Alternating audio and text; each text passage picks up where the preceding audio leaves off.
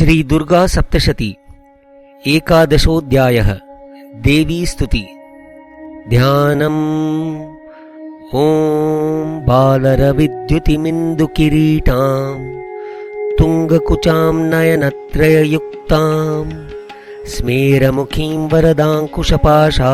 भीतिकरां प्रभजे भुवनेशीम्। ॐ ऋषिरुवाच देव्या हते तत्र महासुरेन्द्रे सेन्द्रासुरावह्निपुरोगमास्तां कात्यायनीं तुष्टुवुरिष्टलाभात् विकाशिवक्त्राब्जविकाशिताशा देवी प्रपन्नार्तिहरे प्रसीद प्रसीद मातर्जगतोऽखिलस्य प्रसीद विश्वेश्वरि पाहि विश्वं त्वमीश्वरी देवी चराचरस्य आधारभूता जगतत्स्वमेका महीस्वरूपेण यतस्थितासि अपां स्वरूपस्थितया त्वयैतद् आप्यायते कृत्स्नमलङ्घ्यवीर्ये त्वं वैष्णवी शक्तिरनन्तवीर्या विश्वस्य बीजं परमासि माया सम्मोहितं देवि समस्तमेतत् त्वं वै प्रसन्ना भुवि मुक्तिहेतु विद्या समस्तास्तव देवि भेदा स्त्रियः समस्ता सकला जगत्सु त्वयैकया पूरितमम्बयैतत् का ते स्तुतिस्तव्यपरापरोक्ति सर्वभूता यदा देवी स्वर्गमुक्तिप्रदायिनी त्वं स्तुतास्तुतये का वा भवन्तु परमोक्तयः सर्वस्य बुद्धिरूपेण जनस्य हृदि संस्थिते स्वर्गापवर्गदे देवी नारायणि नमोऽस्तुते कलाकाष्ठादिरूपेण परिणामप्रदायिनी विश्वस्योपरतौ शक्ते नारायणि नमोऽस्तुते सर्वमङ्गलमाङ्गल्ये शिवे सर्वार्थसाधिके शरण्ये त्र्यम्बके गौरी नारायणि नमोऽस्तुते सृष्टिस्थितिविनाशानां शक्तिभूते सनातनी गुणाश्रये गुणमये नारायणि नमोऽस्तुते शरणागतदीनार्त परित्राणपरायणे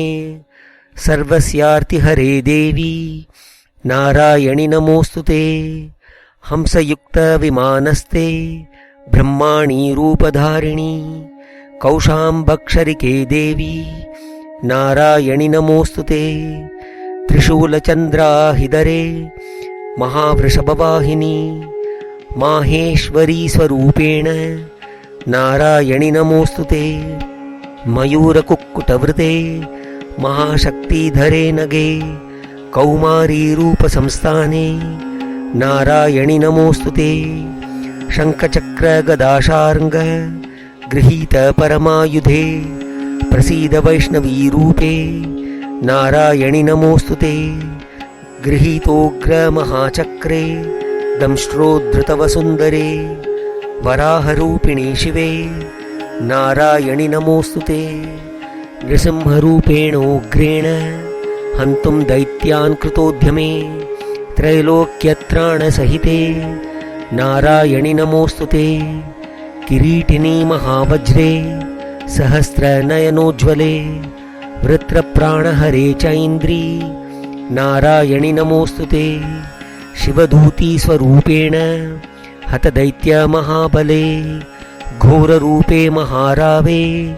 नारायणि नमोऽस्तुते दंष्ट्राकरालवदने शिरोमालाविभूषणे चामुण्डे मुण्डमथने नारायणि नमोऽस्तुते लक्ष्मीलज्जे महाविद्ये श्रद्धे पुष्टिस्त्वदे ध्रुवे महारात्रि महाविद्ये नारायणि नमोऽस्तुते मेधे सरस्वतिवरे भूतिभाभ्रवितामसि नियते त्वं प्रसीदेशे नारायणि नमोऽस्तुते सर्वस्वरूपे सर्वेशे सर्वशक्तिसमन्विते भयेभ्यस्त्राहि नो देवी दुर्गे देवी नमोऽस्तुते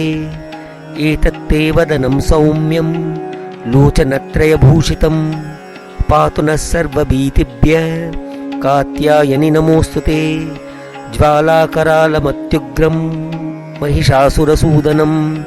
त्रिशूलं पातु नो भीतेर्भद्रकाली नमोऽस्तु ते हिनस्ति दैत्यतेजांसि स्वनेनापूर्यया जगत् सा घण्टा पातु नो देवी पापेभ्यो न सुतानिव असुरासृग्वसापङ्ख चर्चितस्ते करोज्ज्वल शुभाय खड्गो भवतु चण्डिके त्वां नता वयं रोगानशेषानपहंसि तुष्टा रुष्टा तु कामान् सकलानभीष्टान्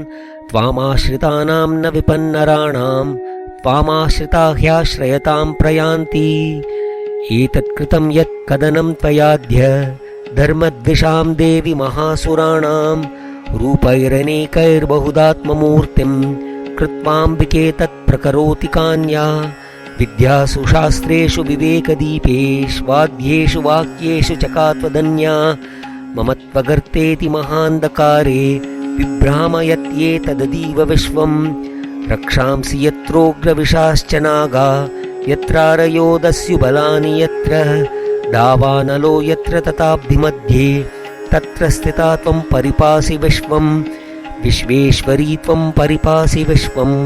विश्वात्मिका धारयसीति विश्वं विश्वेशवन्द्या भवती भवन्ति विश्वाश्रया ये त्वयि भक्तिनम्रा देवी प्रसीद परिपालय नोरिभीते नित्यं यथासुरवदा ददुनैव सद्य पापानि सर्वजगतां प्रशमं नयाशु उत्पातपाकजनितांश्च महोपसर्गान् प्रणतानां प्रसीदत्वं देवी विश्वार्तिहारिणी त्रैलोक्यवासिनामीढ्ये लोकानां वरदा भव देव्युवाच वरदाहं सुरगणा वरं यन्मनसेच्छत तं वृणध्वं प्रयच्छामि जगतामुपकारकम् देवा ऊचु सर्वाबाधाप्रशमनं त्रैलोक्यस्याखिलेश्वरी एवमेव त्वया कार्यम् अस्मद्वैरीविनाशनम् देव्युवाच वैवस्वतेऽन्तरे प्राप्ते 28मे युगे शुम्भो निशुम्भश्चैवान्या उत्पत्स्येते महासुरौ नन्दगोपगृहे जाता यशोदा गर्भसम्भवा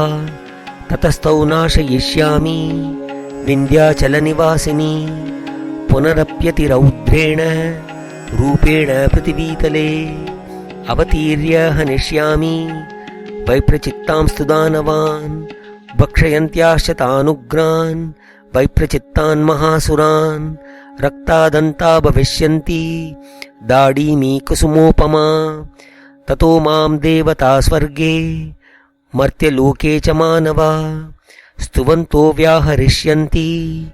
सततं रक्तदन्तिकां भूयश्च शतवार्षिक्या मनावृष्ट्यामनम्बसि मुनिभिः संस्तुता भूमौ सम्भविष्याम्ययोनिजा ततः शतेन नेत्राणां निरीक्षिष्यामि यन्मुनीन् कीर्तयिष्यन्ति मनुजा शताक्षीमिति मां ततोऽहमखिलं लोकम् आत्मदेहसमुद्भवै भरिष्यामि सुराशाखैरावृष्टे प्राणधारकै शाकम्भरीति विख्यातिं तदा यास्याम्यहं भुवि तत्रैव च वदिष्यामि दुर्गमाख्यं महासुरं दुर्गादेवीति विख्यातं तन्मे नाम भविष्यति पुनश्चाहं यदा भीमं रूपं कृत्वा हिमाचले रक्षांसि भक्षयिष्यामि मुनीनां त्राणकारणात् तदा मां मुनयः सर्वे स्तोष्यन्त्यानम्रमूर्तय भीमादेवीति विख्यातं तन्मे नाम भविष्यति यदारुणाख्यस्त्रैलोक्ये महाबाधां करिष्यति तदाहं भ्रामरं रूपं कृत्वा सङ्ख्येय षट्पदं त्रैलोक्यस्य हितार्थाय वदिष्यामि महासुरं भ्रामरीति च मां लोकास्तदा स्तोष्यन्ति सर्वतः इत्थं यदा यदा बाधा दानवोत्ता भविष्यति तदा तदावतीर्याहं करिष्याम्यरिसंक्षयम् ॐ इति श्रीमार्कण्डेयपुराणे सावर्णिके मन्वन्तरे देवी माहात्म्ये 11 अध्यायः।